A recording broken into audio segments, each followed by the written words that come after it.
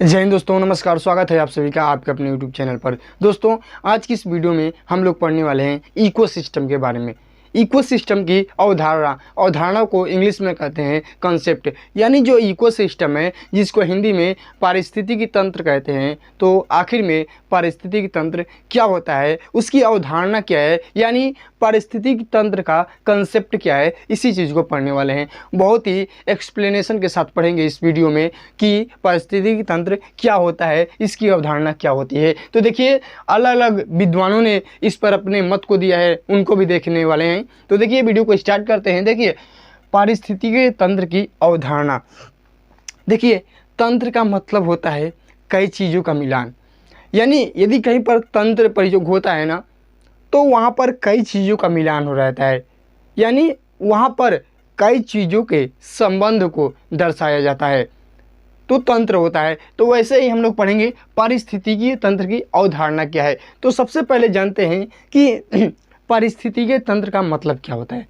तो देखिए, पारिस्थितिकीय तंत्र या इकोसिस्टम शब्द का सर्वप्रथम प्रयोग अंग्रेजी पारिस्थितिकीय विद का मतलब होता है जानकार। तो पारिस्थितिकीय विद टांसले ने 1935 ईस्वी में प्रकाशित ग्रंथ इकोलॉजी में किया था। यानी जो इकोसिस्टम का जनक माना जाता है ना, वो टांसले को माना जाता है। टांसले ने इकोसिस्टम शब्द का सर्वप्रथम प्रयोग किया था।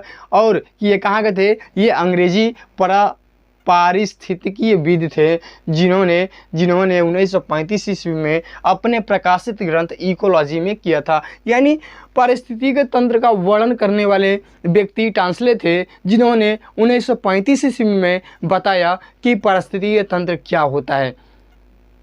इसको और नामों से जाना गया, लेकिन सबसे ज़्यादा मान्यता पारिस्थितिकीय तंत्र इकोसिस्टम को ही दिया गया।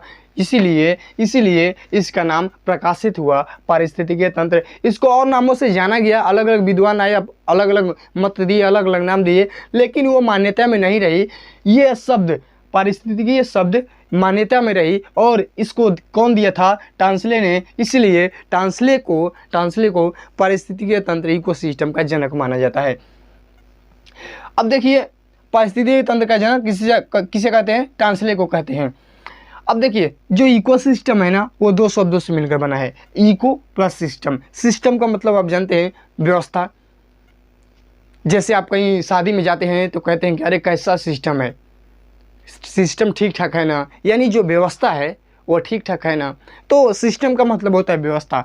और इको मतलब घर, यानी घर एवं व्यवस्था। इसको समझिएगा, घर एवं व्यवस्था का मतलब, जैसे कि एक घर की व्यवस्था होती है ना, जैसे एक घर के अंदर सभी व्यक्ति, सभी वहाँ की सामानें, सभी लोग जैसे जुड़े होते हैं, वैसे ही पारिस्थितिकीय तंत्र के अंतर्गत पूरा वातावरण, समस्त जीवधारी एक क्रम में जुड़ा होता है।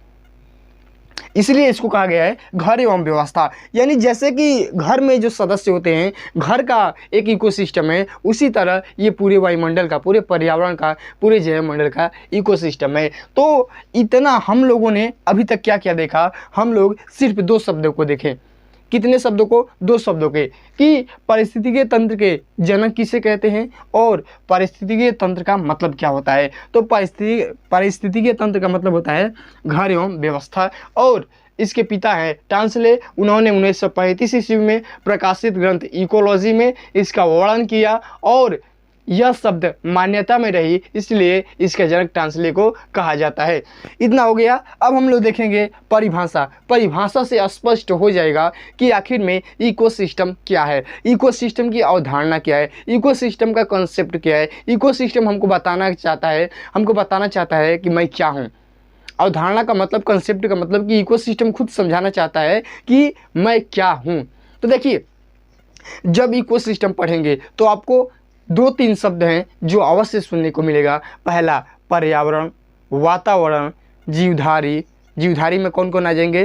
पादप और जंतु। ये तीन शब्द हमेशा सुनने को मिलेंगे, क्योंकि इकोसिस्टम में हम लोग क्या करते हैं कि जैविक यानी सजीव और निर्जीव के बीच के संबंधों का अध्ययन करते हैं। इकोसिस्टम में हम लोग क्या करते हैं कि सजीव और निर्जीव के बीच के संबंधों का अध्ययन करते हैं, वही क्या है इकोसिस्टम है। यानी इकोसिस्टम में एक सजीव को वातावरण के संबंध में जोड़कर उसकी व्याख्या की जाती है। तो देखिए टांसले ने कहा अपने शब्दों में, जिसको जैसा लगा उसने अपना सजेशन दिया कि पारिस्थितिकी तंत्र क्या है, इकोसिस्टम क्या है। तो देखिए टांसले ने बताया कि वातावरण, देखिए सबसे पहले ही वातावरण आ गया। देखिए वातावरण के समस्त जैविक एवं अजैविक, जैविक का मतलब होता है सजीव, अजैविक का मतलब होता है निर्जीव।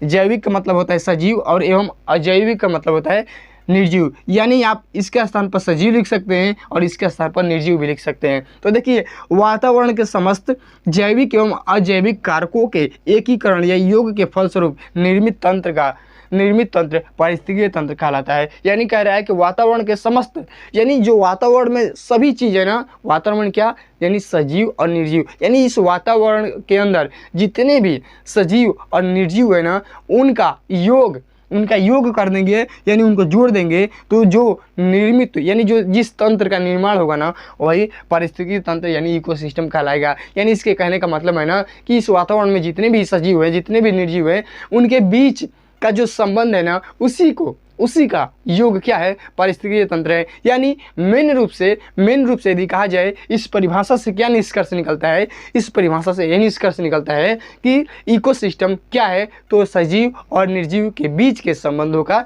योग है। क्लियर हो गया होगा। अब चलते हैं अगले परिभाषा को देखते हैं। देखिए पी हेगेट ने अपने संदर्भ में अपने अवधारणा को देते हुए कहा कि पारिस्थितिकीय तंत्र वह व्यवस्था है, यानी इकोसिस्टम वह सिस्टम है, इकोसिस्टम है ना, वह सिस्टम है जिसमें पादप एवं प्राणी अपने पर्यावरण से पोषक श्रृंखला द्वारा जुड़े होते हैं। देखिए इकोसिस्टम में ना, इकोसिस्टम का एक क्या होता है, एक चक्र होता है, एक श्रृंखला होती है। उस श्रृंखला में से यदि एक भी चीज़ हटा दिया जाए ना, तो पूरी इकोसिस्टम खत्म हो जाएगी। यानी आप इकोसिस्टम में जो श्रृंखला है, उस श्रृंखला को इधर उधर नहीं कर सकते हैं। जैसे कोशिका बनता है, ऊतक से अंगतंत्र से शरीर बनता है ना, इसी तरह से एक विशाल शरीर का निर्माण होता है। तो आप इसमें इधर उधर नहीं कर सकते हैं, इसमें कुछ गड़बड़ नहीं कर सकते हैं, क्योंकि यह पूरा रचना खराब हो जाएगा। उसी तरह आप पोषक श्रृंखला है ना, इस पोषक श्रृंखला में इधर उधर नहीं कर सकते हैं। इधर उधर करेंगे गड़बड़ हो जाएगा, पूरा इकोसिस्टम समाप्त हो जाएगा। यानी इकोसिस्टम को बनाए रखने के लिए उसकी श्रृंखला को बनाए रखना अति उत्तम है, अति महत्वपूर्ण है।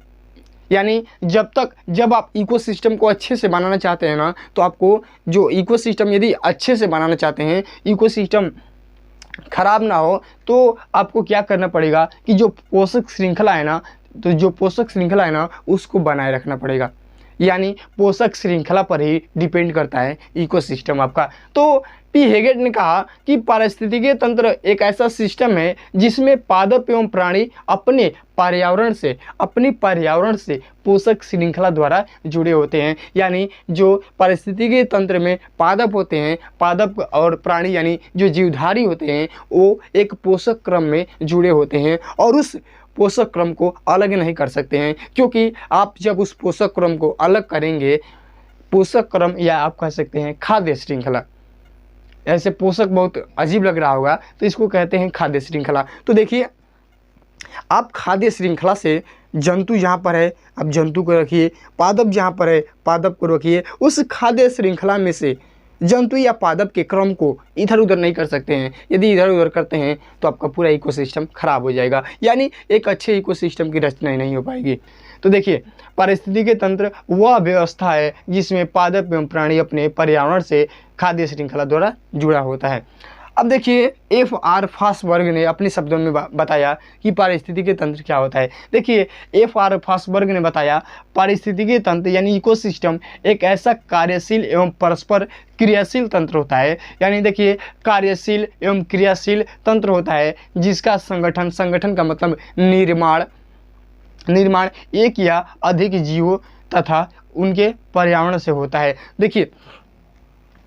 देखिए एक बूंद एक बूंद भी अपने आप में इकोसिस्टम है और एक महासागर भी अपने आप में एक इकोसिस्टम है। यानी यानी इकोसिस्टम एक छोटा सा हो सकता है और इकोसिस्टम बहुत ही विशाल हो सकता है।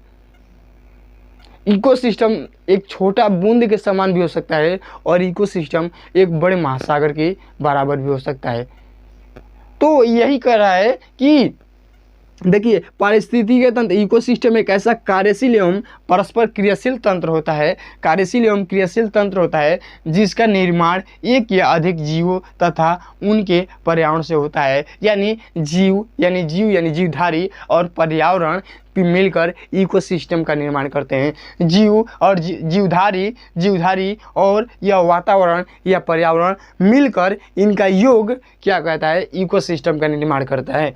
अब देखिए, एक ऐसा क्षेत्र जहां सजीव एवं निर्जीव दोनों पाए जाते हैं। तो आपको अभी तक एकदम क्लियर हो गया होगा कि इकोसिस्टम में हम लोग बार बार नाम ले रहे हैं वातावरण का, जीवधारी का। यानी जीवधारी का मतलब उसमें पादप भी आएंगे और जंतु भी आएंगे। तो जंतु पादप का संबंध वातावरण से दर्शाया जा रहा है और यही क्या कहला रहा है, यही आपका इकोसिस्टम कहला रहा है। तो ये रहा आपका पारिस्थितिकीय तंत्र की अवधारणा, यानी कंसेप्ट क्या है।